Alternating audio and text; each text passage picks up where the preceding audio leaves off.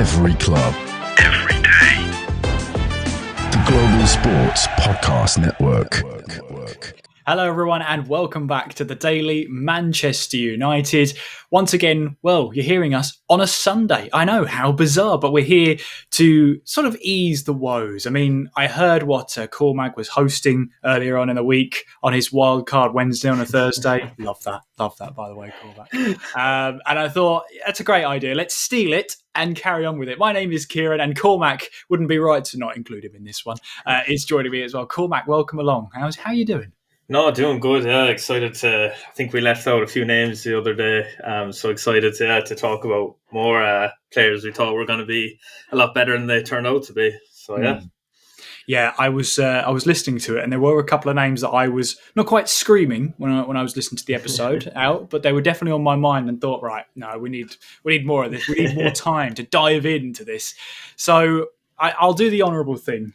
Cormac, I'll let you go first because this was your idea and it would feel wrong to steal your thunder on it. Appreciate it. Yeah, so first player I'll talk about tonight, this guy, I'll give his name first, Anderson. He didn't have a bad career at all at United, won a lot of titles and stuff. But I think, we paid £20 million for him as a 19, 20-year-old and then went on to win the Golden Boy Award. And you look at, players who won the Golden Boy Award, like I feel like he just should have had a lot better career at United, even his career in general, because he left United, at the age of 27 and then just went to Brazil and he kind of, faltered out there. I remember there was a famous clip of him fighting a teammate in a training down there and it just seemed like it wasn't working out at all for him and he ended up retiring at age 32, which, he could have went a lot longer. I think issues with his body maybe and, off the field issues. But, at United he had 105 appearances in the league, 6 goals. Put in a good shift and he was instrumental. I'll never forget his goal in the Champions League final, the penalty. I think he roofed the top bins. I think he went like 6th or something. So, he was a solid player at United, but I just think he should have done a lot better given the accolades he was winning when he was younger.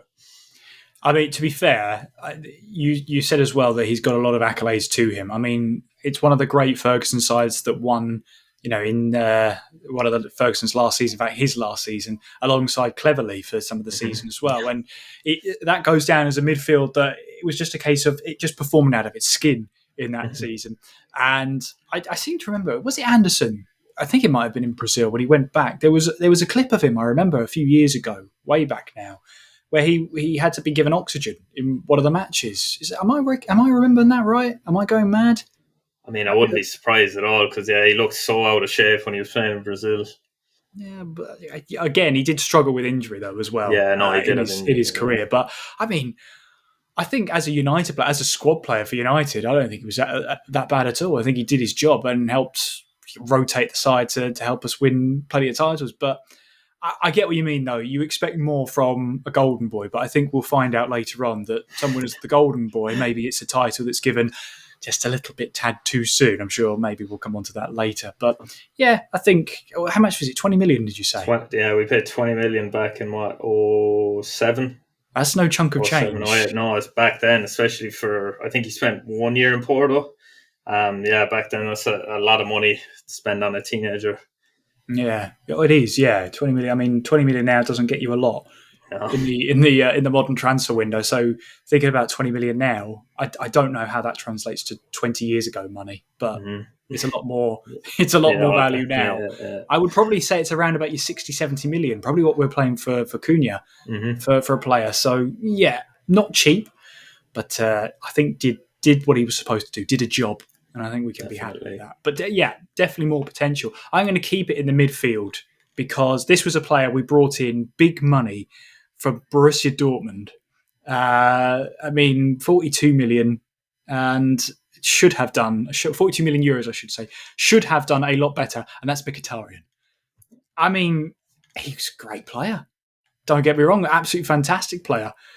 But it didn't click at United. It just did not click. He had a couple of good games here and there. I'm trying to remember how it all went for him. But from what I remember, it wasn't that great. I mean, he then got himself a transfer to Arsenal. I think he did better at Arsenal, did it at United for sure. But both times, both his stints in England, I think were underwhelming.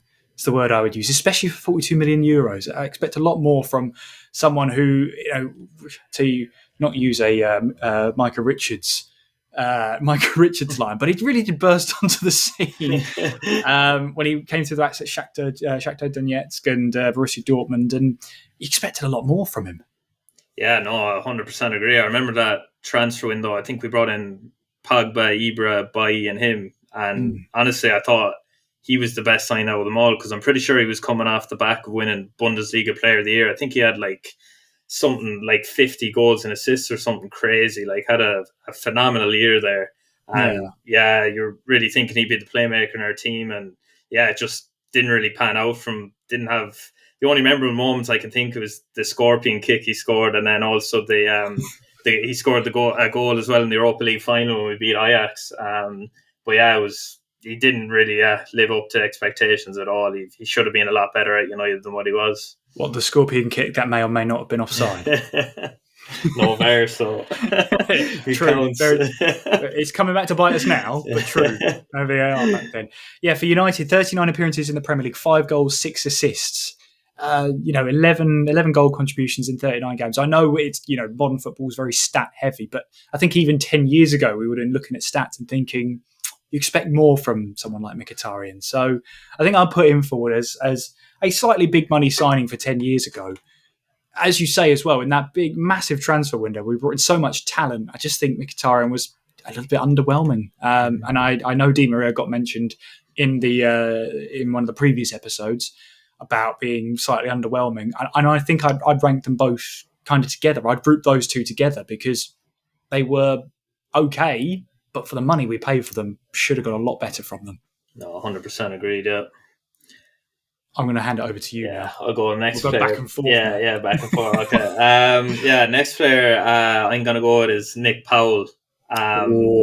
This is going a bit back, but didn't play too much United, but we paid £6 million for a League Two player, which is still kind of unheard of, these days. The only other one I can think of, and it wasn't even League Two, was Dele Alli when he was at Mkhitaryan. But Nick Powell, he only had 3 appearances, 1 goal in the Prem for us, and his whole career basically just mostly played Championship, League One, League Two.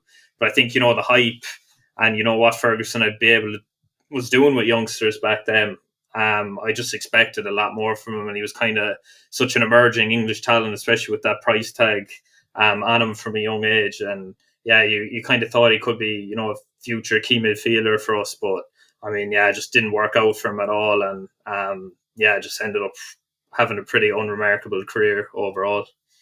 Yeah, it feels harsh when you have to say unremarkable career when we're behind a microphone. It feels a little harsh. But in terms of professional footballer, when you've got that massive price tag on you, I wonder how much of a price tag, or how much in effect such a big price tag like that happens when you're in the Football League. You get the move to Manchester United at the time was a massive move for your career. And maybe that weight of expectation does have a role in it. But yeah, you're right. I do remember there was a lot of buzz around Nick Powell. There was a lot of buzz about whether he should be, playing as an attacking midfielder or maybe playing up top.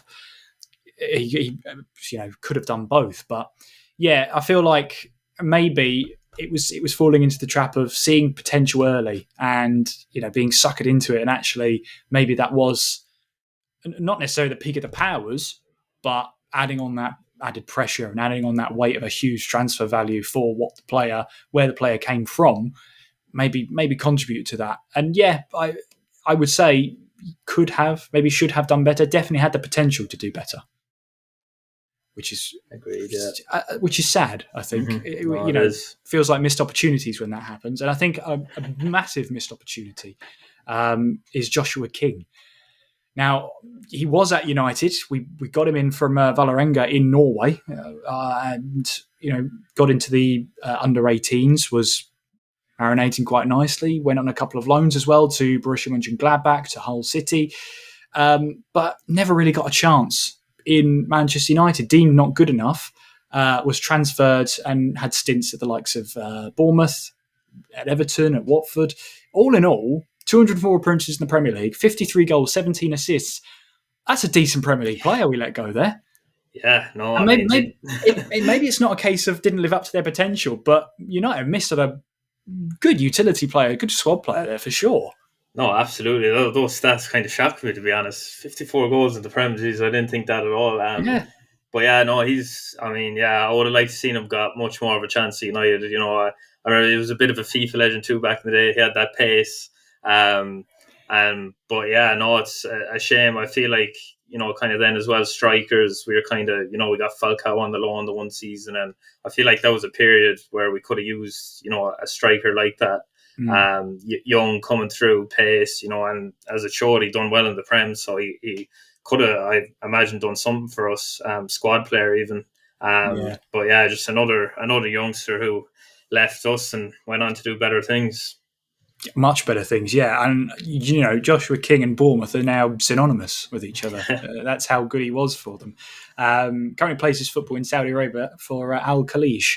So he's 33 now, and obviously enjoying the sort of the twilight of his career as he maybe looks to wind down. But yeah, great stints at Bournemouth. Had stints at Everton and Watford, Fenerbahce, Toulouse. So, very much a decent player that we let slip through the ranks. And yeah, we'll have many more players, I'm sure. I wonder who Cormac's got hiding there. But we'll be back with more players after this. Every club, every day.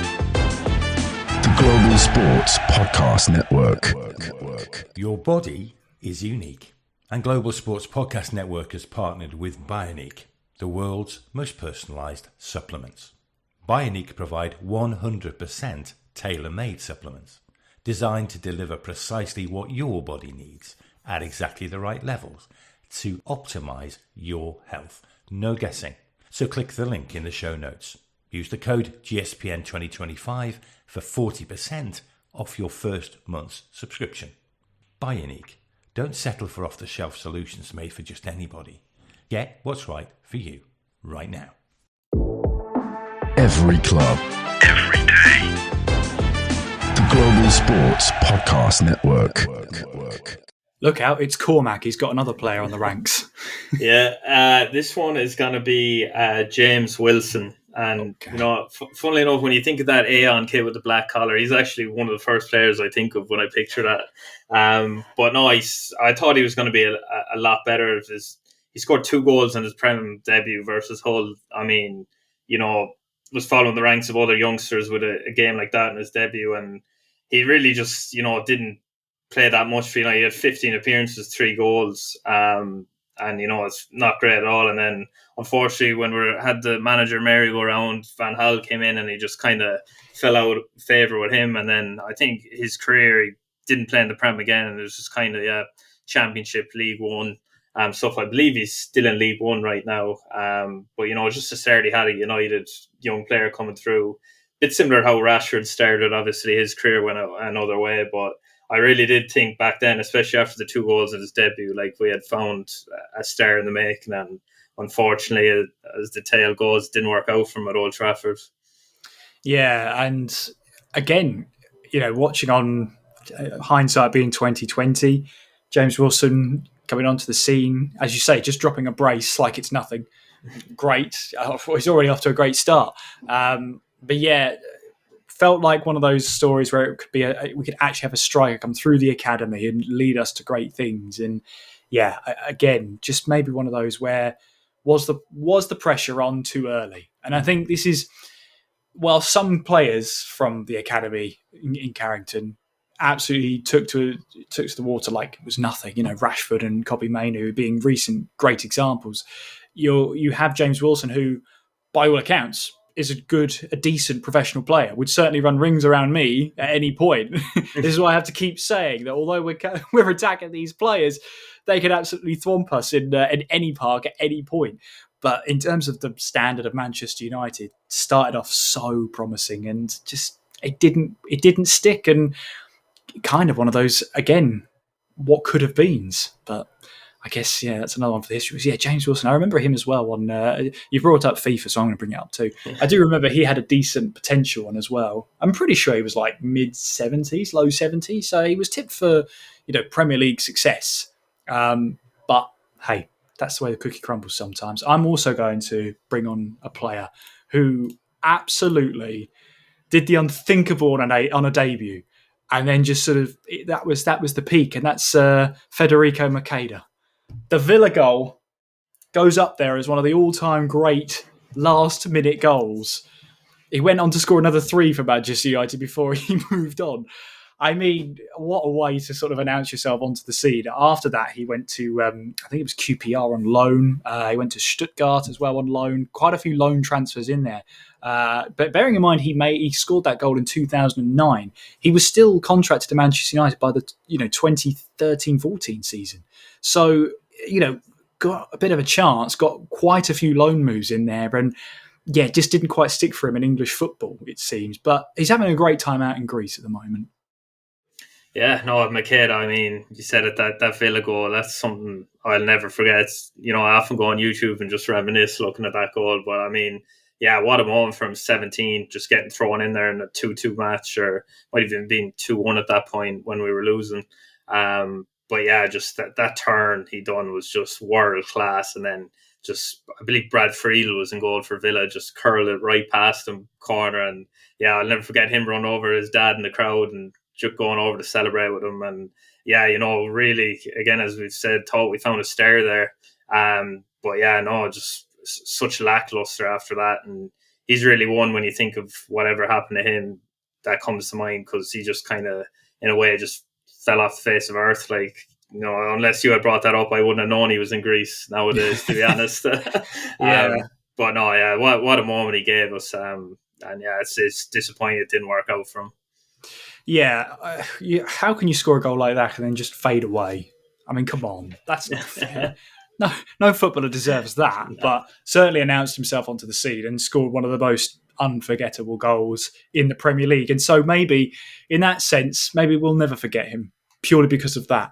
So yeah, I had to get Makeda in there because that was one name I was absolutely screaming in there, being like, "Come on, someone say Makeda!" And so I had to say it. There you go. Mm-hmm. That's me now. Yeah. All right, I'll move on to the next lad then. This guy probably forgot a lot by United fans, and that is the Dutch left-back Alexander Buttner.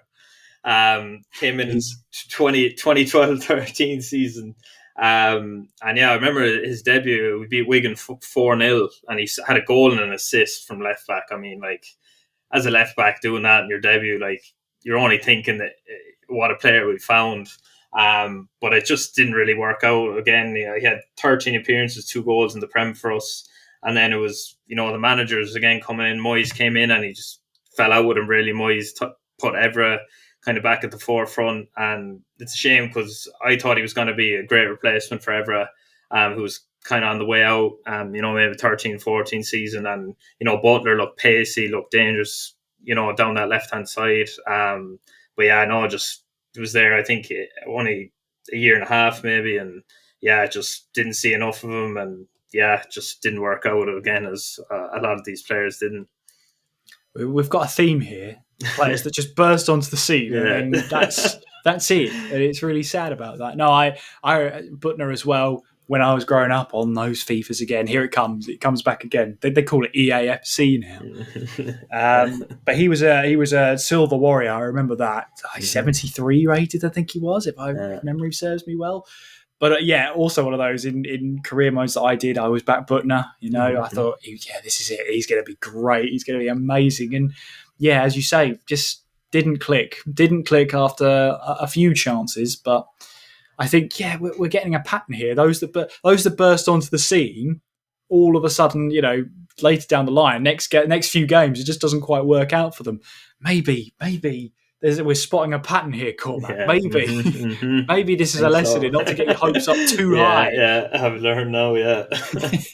Oh, dear. But yeah, I mean, again, a player what could have been, especially with, scoring a goal and getting an assist on debut. It's sort of like your modern day wing back, where you've got to be the athletic force down the wing that now Manchester United has. Hey, look, maybe Buttner was 10 years too early, Manchester United. Oh, well, there we go. I'm going to bring on a player who I'm debating this. I am debating this, whether to mention him. But I think I'm going to mention him because of the hype and, the ceiling, the sky was the limit for Anthony Martial. And while the stats show that he was a decent Premier League player, 209 appearances in the Premier League, 63 goals, 33 assists, that's not bad. That's not bad whatsoever. But the promise, another Golden Boy winner, the Ballon d'Or clause that we had to pay to AS Monaco if he won it. So much promise and didn't hit it. And I wonder, where the injuries lie in this. His fitness, unfortunately. I think questions were raised about his attitude as well. And I think whilst those were decent stats, it could have and should have been so much more. No, absolutely. I mean, we talked about the starts these players have had, we've discussed, and another moment never forget, coming on against Liverpool and scoring that goal in the famous Martial commentary line. Sarah Gray. And even then, I remember in the next match we played Southampton away, and I believe he scored 2 goals, and for one of them he absolutely dropped Van Dijk when Van Dijk was at Southampton. And he just, honestly, that season, he was nearly our best player, I'd say. He was just such a threat.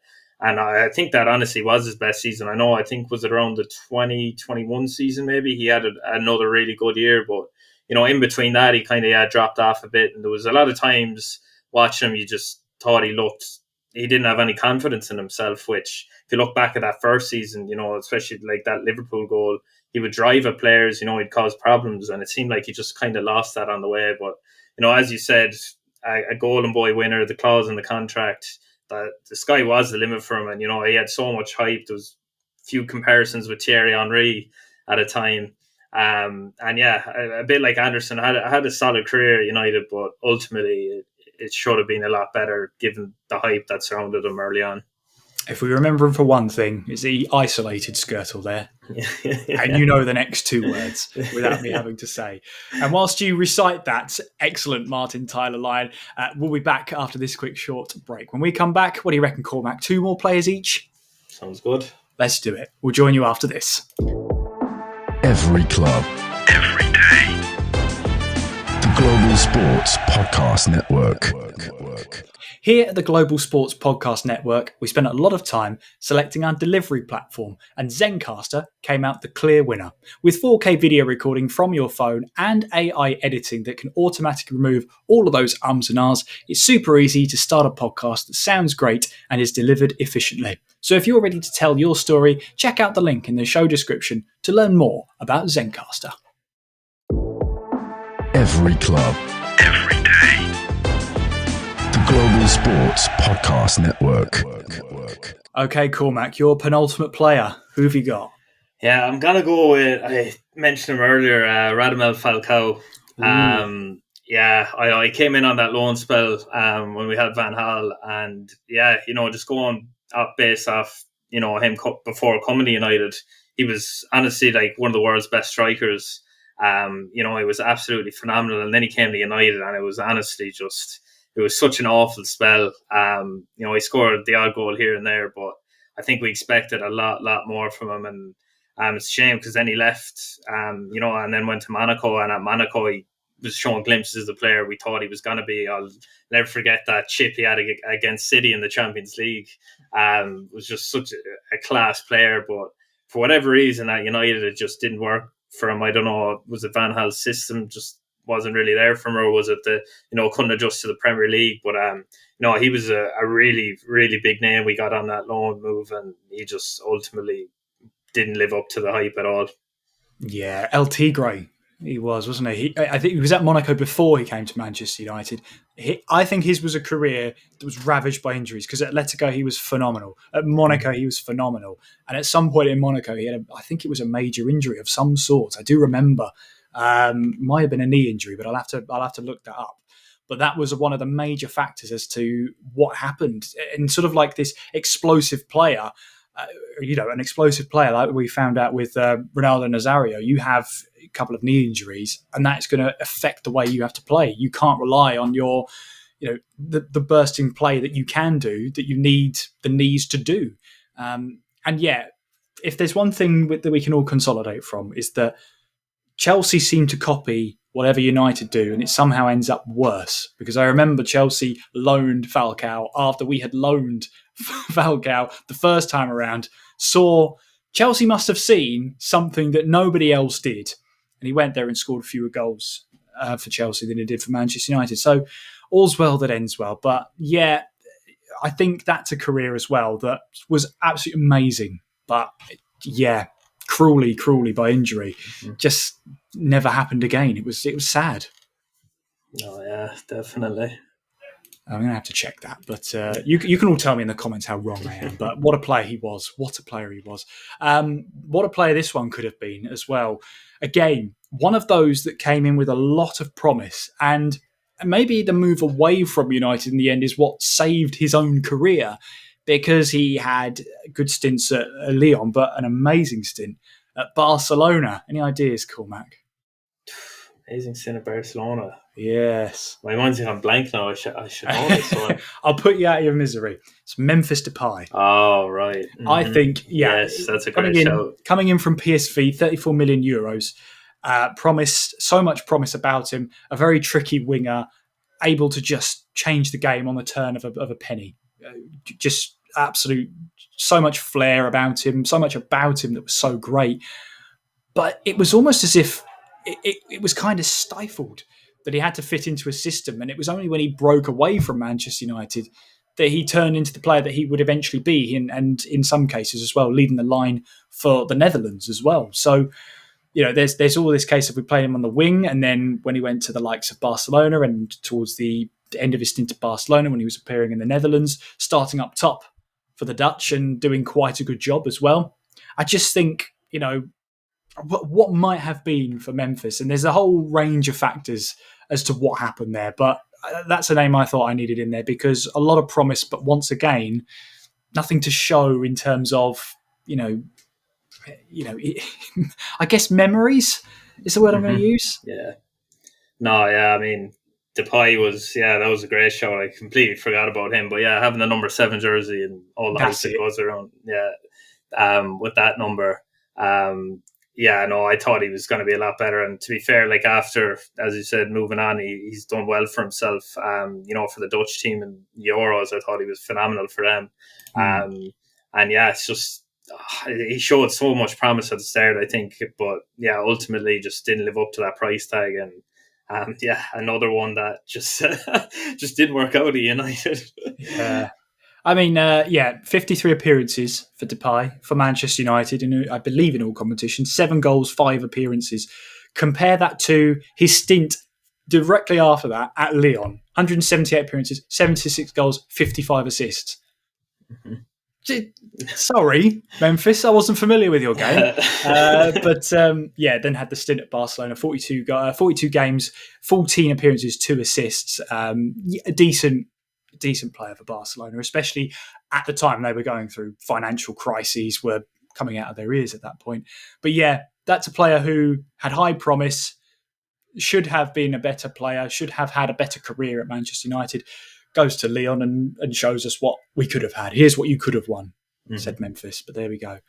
Cormac, your final player.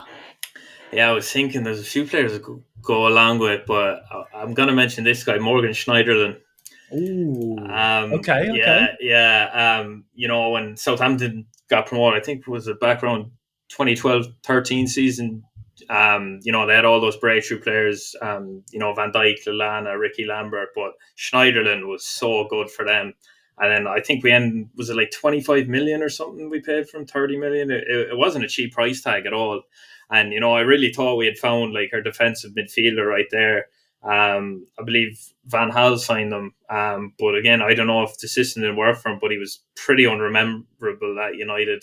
Never really seemed to show what he had at Southampton and just kind of fizzled out really. And then I think we sold him off back to Everton for like 15 million or something. Maybe I might be getting that wrong. He was one I thought coming in. He had good size from in midfield. Just based off seeing him at Southampton that year, thought he was phenomenal and thought he was going to change our midfield. And was pretty standard, pretty poor, to be honest with you. Yeah, again, that's one that's just I have to rack my head around to sort of remember some of the games he played, and none spring to mind that I thought, Schneiderlin played, and the role of a holding midfielder is never to win the headlines, unless you're Roy Keane and you want to sort of let people know you're still here. But I think uneventful. I would have probably gone with his United career, because wasn't that at the time he was playing alongside potentially Daley Blind in the middle of the park? I believe so. Yeah. And then when Daley Blind left, they actually found he played better as a centre back. Again, someone who has a better career after they leave United. What a shock! But no, we're talking about Schneiderlin here, and I kind of agree with you, but in the way that I can't really say whether it was a good or bad stint, because, as you said, it wasn't the most remarkable of times in Manchester United. I think that's about all I can say about Morgan. So I feel so bad, but Morgan, if you're listening, please let us know how wrong we are, Morgan. Let us know what you did. But no, I think that's a great shout, Morgan Schneiderlin. Again, for the money we paid, should have got maybe a lot more. Now this, Cormac, you're going to like this one. This is one where this was a Ferguson signing. I'll see if you can guess from later down the line. This is a Ferguson signing that he signed from Portugal. Reportedly had never seen him play before. It's the man, the myth, the legend that is Bebe. Wow. What a blast. What an absolute blast. Imagine now making a transfer like that. There's been reports of what the deal maybe was and who was involved with it, but the man that is Bebe, I think is he still playing football? I want to say that he is. I really, really do. He is. He's in Ibiza. Excellent. 35 years old. 35 years old. Fantastic. But there's not a lot I could say about Bebe. He never made an appearance, I don't think, he made 2 Premier League appearances. I'm mistaken. But yeah, I think the name sums it all up, I think. Yeah, no, that's kind of one of the crazier transfers in, I think, United's recent memory. Was it like, I think it wasn't that cheap. It was like £6 or £7 million for a player. I might be wrong on that again, but I believe €8 million. So it's about £6 million. £6 million for a player he had never seen. And I'm not sure, was it something like he was playing at the Homeless World Cup or something, or was that just a myth? I thought I remember that was where they had found him or something. But yeah, no, I mean, I was actually thinking about him, and then when you said Portugal, I was like, oh yeah. You knew instantly. But no, I mean, I think he went on and done all right at Rayo Vallecano in the recent years. But yeah, before that though, I don't really know what happened to him. And yeah, but when he was at United, there actually was a bit of hype and possibly potential, but I guess because he was so unknown and Ferguson had found him, and Ferguson's track record with young players, he thought he'd be something. But as I said, 2 appearances, didn't get to see a lot of him at all, and yeah, just kind of fizzled out. But that's a great show, Bebe. Yeah. Well, I mean, you have to end on a high, don't you? But if the stories are true, Bebe has had a good career. I mean, he's been a serviceable player in La Liga. He's made 162 appearances in La Liga, scoring 10 goals, assisting 17. In the second tier of Spain, 83 appearances, 14 goals, 5 assists. In the top flight of Portugal, 45 assists, 13 goals. So in the end, it kind of went all right for Bebe. It kind of went all right. Now he's playing his football in Ibiza. So I got to say, a pretty serviceable career in the end. But what a start. What a way to make your way onto the professional scene, eh? Absolutely. Well, I've thoroughly enjoyed that, Cormac, looking back in the past and seeing what might have been for some players, or what eventually came to be once they left United. That's a worrying trend recently, but there we go. Hopefully you've enjoyed that at home as well, and let us know if we missed any players on the list as well. Get them down there in the comments and we'll comment and be like, how on earth did we miss that one? Let us know. You can find us on all the social medias as well, on GSPN Man United. You can find us on all of the socials. We are on TikTok, we're on X and Twitter, we're on Facebook, we're on Instagram. You can also watch our videos on YouTube. So if you fancy seeing our faces, see, I'm posing now. If you're watching this, you'd see what I'm doing. You can see all of that on our YouTube page. It's GSPN Daily Manchester United Podcast on YouTube. It's so long, so you'll definitely remember it. In the meantime, thank you so much, Cormac, for joining me on today's show. I've been Kieran. We'll talk to you in a little bit for the rest of the weekend. Enjoy it, and we'll speak to you soon. Take care. Every club, every day. The Global Sports Podcast Network.